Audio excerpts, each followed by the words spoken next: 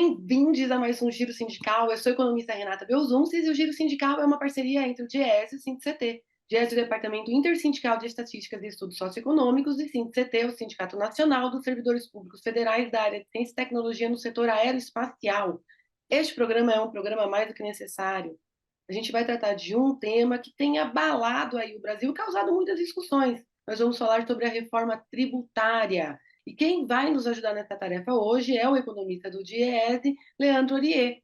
Leandro, bem-vindo a este giro, obrigada por aceitar o nosso convite. Vamos tentar aí, esclarecer um pouco sobre esse tema, que ele é bem complexo, mas, por outro lado, ele afeta todo mundo, né? Então, é importante que a gente esteja balizado sobre ele. Nós temos um sistema tributário que é muito antigo, em certo sentido, que não se modernizou, não se adaptou à sociedade que a gente construiu, sobretudo uma sociedade depois da democratização que exigia mais justiça social e menos concentração de renda. O tema tem sido pauta de todos os programas de governo daqueles que se candidataram à presidência da República. Esteve na agenda, mas muito pouco andou. Leandro, agora vai. Por que que agora parece que a reforma tributária ela caminha? Eu acho que a diferença de agora para antes é que houve uma convergência política ali de vários atores sociais em torno do tema, né? A proposta também foi uma proposta que, por enquanto, eu diria especificamente a PEC 45, né? A proposta de emenda constitucional 45, do deputado Baleia Rossi, do MDB de São Paulo, que está sendo usado ali de cela, ali, vamos dizer assim. Eu conseguiu criar convergência política, né? E você vê que muitos membros do governo têm tido um espaço que eu, particularmente, nunca vi em outros episódios, para estar expondo sobre o tema em diversos níveis, seja em sindicatos, seja em entidades patronais, seja em debates com a imprensa, né? Ele é um conteúdo que, daí a gente obviamente vai discutir aqui depois, mas ele é um conteúdo que está contemplando ali muita gente, né? Ricos e pobres nesse país reclamam que pagam muito imposto. A gente paga muito mais impostos do que em outros países. A gente tem que responder essa pergunta por dois prismas. O primeiro é para que a gente paga? O segundo, quem paga? Por que a gente paga? Entra numa discussão muito importante que a sociedade sempre tem que estar fazendo, que engloba principalmente toda a estrutura, todo o arcabouço de política pública que a gente tem. A condição de você ter a cidadania, segundo a Constituição brasileira, é você ter um acesso a um conjunto de políticas públicas de forma universal, que ela tem uma origem ali muito do que a gente chama de países centrais, né, no pós-guerra, etc. A gente está falando que todo mundo vai ser coberto ali por um guarda-chuva de políticas sociais. Então, isso já dá um caráter diferenciado e não permite uma comparação direta com países que não têm uma estrutura de política social semelhante. É difícil, por exemplo, eu comparar o Brasil com o Chile, sendo que os sistemas de previdência, por exemplo, são completamente diversos. O nosso sistema de previdência é um sistema solidário. É, é um acordo solidário entre gerações. Quem trabalha financia quem está fora. O sistema chileno é um sistema de capitalização individual. Então, é óbvio que, em termos de tributo, de contribuição social, de quanto a sociedade paga para sustentar a política, são completamente diferentes. Se a gente colocar a estrutura de Estado, a estrutura de políticas sociais brasileiras dentro de um prisma, comparando com outros países que têm uma estrutura parecida, nós pagamos relativamente igual, até menos, dependendo do país que você compara. Por exemplo, se eu for comparar com a Dinamarca, a gente paga muito menos imposto que a Dinamarca. Com a OCDE, a gente paga, em média, um pouco menos do que os países da OCDE, mesmo tendo uma estrutura de política social muito semelhante a eles, um pouco, aí a diferença já é menor. Então, esse é um primeiro aspecto. A segunda é quem paga, que daí entra em questão a discussão de justiça tributária, que nesses países que têm uma estrutura de política pública universal ou ampla e que tem esse perfil de sistema esse tamanho de estrutura tributária, eles têm um negócio que chama respeito da capacidade contributiva, que é basicamente o quê? Quem pode mais paga mais. E aqui no Brasil, não necessariamente isso é feito. Por quê? Porque a gente privilegia impostos sobre consumo ao invés de impostos sobre a renda e patrimônio. O imposto sobre consumo, ele não diferencia a renda. eu pago um percentual de imposto sobre um quilo de arroz igual à pessoa mais rica e à pessoa mais pobre. Agora, se você faz um imposto sobre renda e patrimônio, aí você consegue diferenciar. No Brasil, as pessoas que vivem de salário pagam impostos segundo a sua capacidade contributiva ou pagam mais? Você tem um imposto de renda sobre salário, por exemplo. E a pessoa, dependendo da renda dela, ela também tem que fazer a declaração de imposto de renda. Um assalariado, ele tem um desconto na fonte, né? No seu holerite, vai lá. Agora, uma pessoa, por exemplo, que trabalha numa empresa que, ao invés de salários, ele ganha dividendos de ação da rentabilidade da ação da empresa, por exemplo, como remuneração. Isso é muito comum em empresa grande. A pessoa é diretor de uma empresa, ele recebe lá um pedaço de salário, só que boa parte da remuneração dele muitas vezes vem como dividendos de ação. Essa pessoa, ela paga muito menos impostos, entendeu? A gente pode ser tributado em até 27,5%. Dividendos de ação, se você distribui, você pode ser isento. Se você recebe, você pode pagar no máximo 10%. Então, na verdade, eu estou dando esse exemplo por quê? Porque o assalariado, aquele clássico com carteira assinada, ele é tributado na fonte, ele não tem para onde correr, como a gente chama. E pessoas que têm modalidades diferentes de remuneração. E eu estou falando aqui, por exemplo, se ela recebe prolabore, que é muito comum em pessoas que são proprietárias de empresa, se ela recebe dividendos de ação como parte da sua remuneração, elas, na prática, acabam pagando muito menos imposto. Então, quem não tem essa saída acaba sendo ali tributado. Na fonte não tem onde correr. Quem tem, tem muitos subterfúgios para pagar menos ou mesmo não pagar. Então aí você já começa a ter uma diferenciação. E a outra, que é o número de faixas do imposto de renda. Você tem muito pouco aqui. O Brasil já chegou a ter 9 faixas de imposto de renda e e a 27,5 a mais alta. Os Estados Unidos, por exemplo, tem uma faixa de imposto de renda que é 35%. E ela é proporcional à renda. Quanto maior a renda, você paga. Aqui trava em 27,5. Se você está ali encaixado no assalariado formal, de fato, você, na prática, você acaba tendo muito menos subterfúgios, né? A gente vai fazer um intervalinho e o Giro Sindical volta já já. Continue com a gente.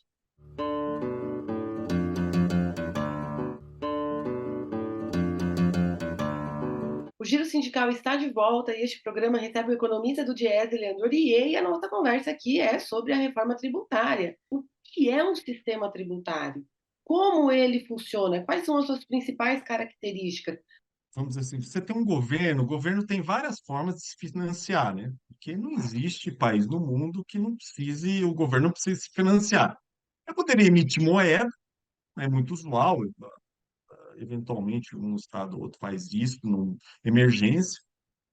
Eu posso me endividar também, não é uma coisa sustentável, ou eu posso criar um conjunto de regras ali que fala, olha, eu preciso cobrar da sociedade, de alguma forma, o que eu estou dando de serviço para ela, né? Só que eu posso individualizar isso através de taxa, ou posso criar o que a gente chama de sistema tributário, que nada mais é do que um conjunto de regras dentro de um acordo político-social, e aí ela se transparece em várias formas na Constituição, se já tem aspectos numa regulamentação, ela geralmente é decidida em Congresso, né, em país democrático. Eu vou cobrar imposto em tal coisa, porque esse dinheiro eu vou usar para tal coisa dentro do Estado, etc, etc. Então, na verdade, o sistema tributário acaba sendo um conjunto de regras para fazer o financiamento do Estado, através de eu cobrar uma contribuição da sociedade, vamos dizer assim, que daí pode vir de várias formas, tributo, imposto, taxa, contribuições, etc. Uma das características de um bom sistema tributário foi algo que você já colocou aqui para gente,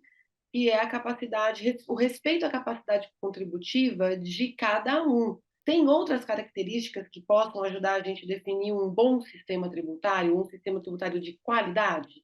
Além de ele ter um conceito que a gente chama de justiça fiscal, que é basicamente o quê? Respeitar isso que você acabou de falar, e isso você obtém como? Você tributando mais formas de cobrança de impostos que você possa diferenciar a pessoa pela renda. O imposto sobre consumo, eu não consigo diferenciar, eu não sei quem está comprando aquele produto. Alguns bens eu até consigo, que a gente pode chamar aqui de bens de luxo, mas a maioria, quem que compra um quilo de arroz? Todo mundo compra um quilo de arroz. Então eu não tenho como diferenciar. Então, o imposto sobre o consumo tem que ser um pedaço, mas um imposto, um sistema tributário adequado para respeitar a capacidade contributiva, a maior parte da arrecadação tem que ser sobre renda e patrimônio, que aí eu consigo tributar mais quem pode mais. Aqui no Brasil, o que acontece é que, como a maior parte do imposto é sobre consumo, proporcionalmente, os pobres pagam mais imposto que os ricos. Ele precisa ser progressivo. A segunda questão, ele precisa ser um sistema que tem uma transparência, né? Para a pessoa sentir que aquele imposto que ela está pagando, onde está sendo usado, no que está sendo usado, de que forma o Estado está aplicando esse dinheiro. Ele não pode ser tão heterogêneo entre as regiões, porque daí você acaba criando guerra fiscal, que é terrível também, né? É uma guerra fratricida do ponto de vista tributário dos estados e municípios, porque, na verdade, fica um concurso para ver quem dá mais isenção, quem deixa de arrecadar mais imposto. Então, você tem aí uma série de problemas na estrutura tributária brasileira em comparação de outros, ele é muito complexo, é óbvio, e ele, ao mesmo tempo que ele é complexo, ele tem uma coisa que eu acho que é pior ainda, que ele tem muito subterfúgio, muita forma de você fazer o que se chama aí de planejamento tributário, que é basicamente forma de você burlar o fisco de alguma forma, legalmente falando. E a sonegação aqui é absurdamente alta. Então, você tem um conjunto de regras aqui e com uma estrutura muito difícil do ponto de vista de você ter uma eficiência e uma progressividade do sistema tributário. E é isso que você precisa mudar, né? Precisa ser eficiente, transparente e ser progressivo. Sem essas três coisas, é difícil você ter um sistema tributário que seja adequado ao nosso perfil de país. E agora, entrando no que o Congresso recentemente apreciou, nós falamos mais concretamente da PEC 45, como você já citou, de autoria do deputado Baleia Rossi, que foi reformulada, houve um substitutivo apresentado pelo relator Reginaldo Lopes, do PT de Minas Gerais. Quais são os principais pontos dessa reforma, que já é chamada de uma primeira etapa de uma reforma tributária, porque ela ainda não dá conta de alterar estruturalmente o sistema? Essa PEC ela está modificando predominantemente como se tributa, não de quem se tributa. Tem algumas coisas relacionadas a patrimônio, mas a maior parte dela é mudar o conceito de como se tributa. Eu diria que as coisas principais são, primeiro, é criar o IVA brasileiro, né, o Imposto sobre Valor Adicionado, que é um tipo de imposto que você evita o que se chama tributação sobre cascata, né? Você paga imposto sobre imposto, imposto sobre imposto. Aqui, em teoria, o IVA no Brasil, que chama Imposto sobre Bens e Serviços e Contribuição sobre Bens e Serviços, ele está eliminando, ele é um tipo de IVA brasileiro, né, Imposto sobre Valor Adicionado, estaria eliminando simplificando, porque ele está eliminando cinco impostos, né, o IPI, o PIS, o COFINS, o ISS e o ICMS, né? Então ele afeta as três esferas. E dessa forma também ele acaba encerrando uma coisa muito complexa, que é a questão da guerra fiscal. Um Estado não vai poder operar uma política diferenciada de ICMS, porque, na verdade, o ICMS acabou e está dentro do IVA, né? Do IBS e do CBS. Tem a questão do cashback, que é criar formas de você ter um retorno do que você paga de imposto. A ideia do cashback é uma lei que vai ser regulamentada ainda, mas é retornar o imposto para uma a porcentagem mais pobre da população em forma de dinheiro mesmo. Criar o Fundo de Desenvolvimento Regional é fundamental, né? Vai afetar, a reforma tributária vai afetar toda a dinâmica de regionalidade do Brasil, porque você está acabando com guerra fiscal, então, na verdade, você está acabando com certa autonomia tributária que os estados e municípios têm. Então, você vai criar um fundo regional e vai criar um conselho federativo relacionado a que estados e municípios consigam sentar e discutir essas coisas, que o que a gente precisa entender é que você está criando, substituindo um monte de imposto federal, municipal, estadual, vai criar o nosso IVA brasileiro, que tem uma alíquota única, e você vai distribuir os pedacinhos dele para cada um, né? Um Hum. pedaço fica no governo federal, um governo vai para o estado, outro para o município, né? E você precisa ter ali um espaço para que todo mundo sente e discute, ó, para mim estou com problema, porque eu recebia mais, menos, então seria um espaço de mediação. E ele mexe um pouco na tributação sobre patrimônio, né? Ele institui a tributação sobre que a gente chama de avião, de jatinho, IPVA de jatinho e barco, que era uma coisa que não existia. Ele tenta dar uma progressividade sobre o imposto sobre herança, né, o ITCMD, apesar que alguns estados já têm isso, né, lança bases para atualização dos valores do IPTU, né, porque tem cidades que o valor da planta venal são valores defasados de 20, 30 anos e os municípios arrecadam muito menos. E a gente comentou aqui que é a primeira, é a chamada primeira fase da reforma, essa que simplifica e muito timidamente toca em alguns pontos que são centrais, e você já trouxe isso em diversos momentos. O projeto pode passar por modificações, mas te pergunto agora, se ele fica como ele está hoje, ele resolve quais problemas do nosso sistema tributário brasileiro? O conceito do governo para fazer essa reforma é o que eles chamam de neutralidade. Você tira uma fotografia de como está a estrutura tributária, como ela está distribuída, e você fala assim: eu quero mudar a forma de tributar, desde que não mude a incidência dentro do jeito que está essa fotografia. Que eu não quero fazer uma estrutura uma modificação de quem paga. Eu quero fazer uma modificação de como se paga. A ideia não é ter aumento de carga tributária sobre o PIB. Só que, por outro lado, diminuição da complexidade do sistema geraria ganho de eficiência que te faria crescer do ponto de vista econômico, né? Então, você arrecada mais imposto, etc. Esse é o discurso do governo. Então, na verdade, o princípio dessa primeira fase da reforma é manter a neutralidade maior ponto de vista possível. Tem surgido alguns setores de que, olha, vai me tributar mais. Eu acho que o setor de serviços teve alguma coisa relacionada a isso. E, na verdade, são ajustes que têm que ser feitos.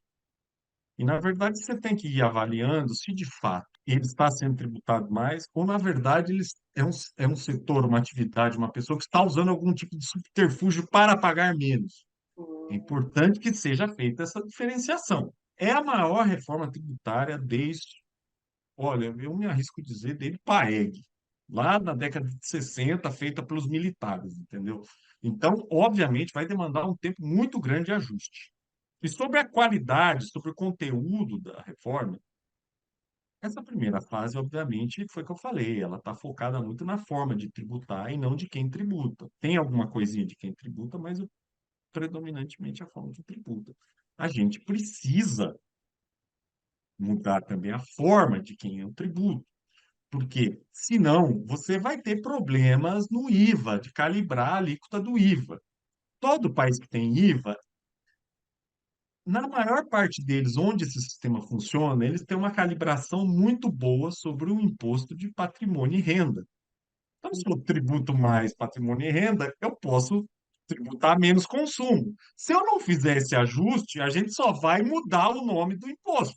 Por isso que essa segunda fase é importante. E eu acho que, por último, um efeito prático dessa reforma, e isso é muito importante que a gente observe se de fato vai acontecer ou não, é que ele acaba com o efeito cascata. Tem que haver alguma redução de preços em quem sofre, alega que sofre setores econômicos, etc., que sempre reclamaram do efeito cascata. Ele, em tese, ele está acabando com o efeito cascata. Ou seja, se um setor, uma determinada atividade econômica, reclama do efeito cascata, você implementa o IVA e ele continua cobrando o mesmo preço, você tem que ir lá e falar, meu, por que que você está cobrando esse preço se não existe mais efeito cascata? O giro sindical volta já.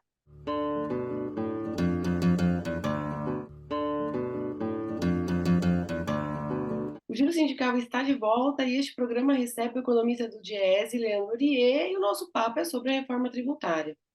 Leandro, muita coisa do que foi aprovado vai depender de lei complementar. Uma dessas é a isenção de impostos sobre a cesta básica de alimentos, que é uma medida muito importante, principalmente para a população mais pobre, que acaba despendendo uma parcela muito significativa da sua renda para a compra de alimentos. Não se sabe ainda, no ponto em que estamos, quais alimentos terão seus impostos modificados. Isso tudo depende de um momento seguinte, né? Então, e não é só isso que depois tem complementar, tem muitos outros itens. Se a reforma ela para agora, em 2023, e é promulgada esse ano mesmo, essas regras não são implementadas imediatamente, porque, como a gente está dizendo, depende de outras legislações. Então, a gente entra numa discussão sobre qual é o tempo necessário para se fazer valer todas as modificações, desde essa simplificação dos impostos até essas outras nuances, como, por exemplo, desonerar a cesta de alimentos. Qual é o tempo disso? Como a gente espera essa implementação? Para 5 anos, para 10 anos, para 15 anos? Eu acredito que o da cesta básica especificamente, que segundo os cálculos que o Diese fez, inclusive está na nota técnica que o Diese publicou sobre o tema, vai, em média, estaria reduzindo o preço da cesta básica em torno de 10%, 9, 10%. Depende do município, óbvio, que não é um valor desprezível. Se eu pegar uma média aí entre 600 e 700 reais, né, de 650 e 750, nós estamos falando entre 65 e 70 reais. Num ano, nós estamos falando quase de R$ 1.000. Agora, vai depender muito do tempo político do Congresso, né? A gente sabe que uma coisa está um regulamento constitucional colocado e outra coisa é ele ser regulamentado dentre os vários casos clássicos que nós temos, por exemplo, o imposto sobre grande fortuna, né? Ele está lá na Constituição Federal, ele carece de regulamentação e é uma regulamentação que nunca foi feita. Então, a gente está aqui discutindo segunda fase da reforma tributária, que tem que ter imposto sobre renda, tributação de dividendos, tributação sobre lucro, imposto sobre grandes fortunas, e vários já estão lá esperando dispositivos serem regulamentados. Então, o que eu posso falar é que, do ponto de vista prático, eu acredito que o tempo político sobre os temas será muito diferente. Agora, a gente precisa entender que, no geral, a própria reforma, ela é uma reforma que vai ter vai ser, não vai ser fatiada, mas ela vai ser progressivamente implementada. Então, eu acredito que, apesar de, eu diria que a cesta básica é o que vai pegar mais. Eu acho que a gente tem que lutar por ter uma coisa, um dispositivo nessa segunda fase relacionada também ao imposto de renda, critério de correção, aumento de tabela, aumento de faixa, etc. Eu acho que é possível também ter alguma coisa em relação a isso. Agora, eu entendo que muito desse dispositivo, cashback também, eu acho que é uma coisa que já vai ter uma regulamentação mais rápida, mas eu entendo que vários desses dispositivos vão demorar para ser. Vai depender muito do tempo político e do interesse do tema. No texto que foi aprovado, foi estipulado algum prazo? Na verdade, a gente está falando de um processo de anos e décadas aí, né, para se concretizar, né, porque se a gente for pensar em termos práticos, são 27 estados, 5.560 municípios, cada um, no limite, tem uma regra fiscal diferente. Então, na verdade, para você harmonizar isso e jogar todo mundo na mesma cesta, você não pode fazer um tempo estreito. Então, o pressuposto é de que vai demorar para fazer a conclusão dessa reforma do ponto de vista da transição total. Mas esses dispositivos são dispositivos que eles já podem ser regulamentados num tempo mais curto, né? Então, são tempos diferentes para as coisas, né? Vindo essa segunda fase da reforma, quais são as questões que a gente deveria colocar nelas, Leandro, no seu ponto de vista, para a gente tornar o nosso sistema tributário mais justo? Para ter um sistema tributário que tenha justiça fiscal, a gente tem que ter progressividade nele. Um pobre não pode pagar mais do que o rico proporcionalmente. Então, dentro desse sentido, a segunda fase teria que ser concentrada em imposto sobre patrimônio, sobre renda, sobre impostos diretos, a gente, que é o que me permite diferenciar. Uma coisa fundamental é a correção da tabela de imposto de renda, ter critério claro da tabela de imposto de renda, de correção, porque cada vez mais você vai pondo gente para pagar imposto de renda, porque você não reajusta as tabelas, os valores das faixas. Você tem que aumentar o número de faixas de alíquotas também, 27,5. Uma pessoa que ganha R$ 7.000 e uma pessoa que ganha R$ 700.000, elas pagam 27,5. Não pode. Uma pessoa que ganha 700.000, ela tem que ter uma alíquota maior. Segunda coisa é tributar lucros e dividendos distribuídos a pessoas físicas. Existia tributação sobre lucro e dividendo até 1995 e acabou, então tem que voltar. A gente tem que reformular, por exemplo, o imposto sobre a terra. O imposto sobre a terra é tipo, grosseiramente falando, é o IPTU das propriedades rurais. Não existe dispositivo que desestimule você ter grandes extensões de terra que você não faz nada. Além de ele representar muito pouco, arrecadação, mas muito pouco menos arrecadação federal. Ele ainda possui uma série de exceções que, na prática, uma pessoa que tem um latifúndio que não faz nada, ela acaba sendo tributada igual uma pessoa que tem um uso muito importante da terra ali, né? Outra coisa é tributação sobre remessa de lucro de empresa estrangeira. Antigamente existia isso também, não existe mais, era 15%. Não existe. Então, na verdade, a empresa lucra aqui, manda para fora. Você não cria dispositivo para internalizar parte desses recursos como investimento, por exemplo. Em muitos outros países isso é feito. E tem que instituir imposto sobre ganho de fortuna. Estou falando de gente que tem 100 milhões, 50 milhões, entendeu? A gente precisa criar também formas de desestimular a sonegação. E, por fim, e aí eu entendo que seria uma regulamentação, a gente tributar bem supérfluo, né? Mas isso eu entendo que precisa ter um critério mais fino, né? Porque tributar sobre bem de consumo, diferenciar, ele exige uma certa, uma discricionariedade adequada, né? A reforma tributária, ela também poderia incidir, ela também poderia contribuir para a necessária transição ecológica no Brasil, ao tributar mais bens poluentes, menos bens que Sim, são mais amigáveis ao meio ambiente. tem lá um imposto, né? Que é um imposto diferenciado que tá sendo criado, que na verdade é um imposto que ele vai ter uma característica de ser meio arbitrário do ponto de vista de você aplicar ele em determinado tipo de coisa e outro não. Então, existe na reforma tributária um dispositivo que cria esse tipo de tributação, imposto seletivo. Então, na verdade, ele contribui, de certa forma, com isso. A concepção dele é essa, né?